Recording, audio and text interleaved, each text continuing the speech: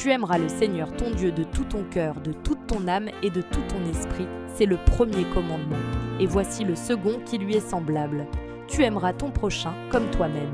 Matthieu 22, versets 37 à 40. Ce passage résume tout l'évangile en 2 mots. Aimer Dieu et aimer son prochain. Jésus ne donne pas ici une simple règle morale, mais une orientation de vie totale. Aimer Dieu de tout son cœur signifie l'aimer avec sincérité, sans partage, en lui donnant la première place dans nos choix et nos désirs.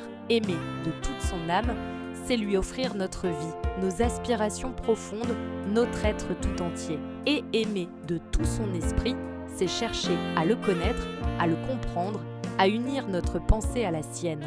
Mais Jésus ne s'arrête pas à cette relation verticale avec Dieu. Il y ajoute le second commandement, inséparable du premier, l'amour du prochain. C'est là que l'amour de Dieu devient concret. On ne peut prétendre aimer Dieu si l'on méprise son frère.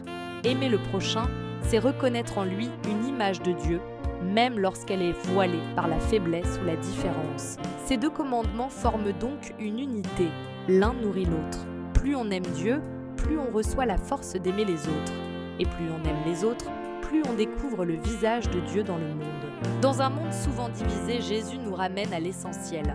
L'amour comme loi suprême, comme respiration de toute vie spirituelle. Il ne s'agit pas d'un sentiment passager, mais d'un engagement du cœur, du souffle et de l'intelligence, un amour qui transforme et unifie. Je vous encourage à rester fidèle car le grand jour du Seigneur est proche.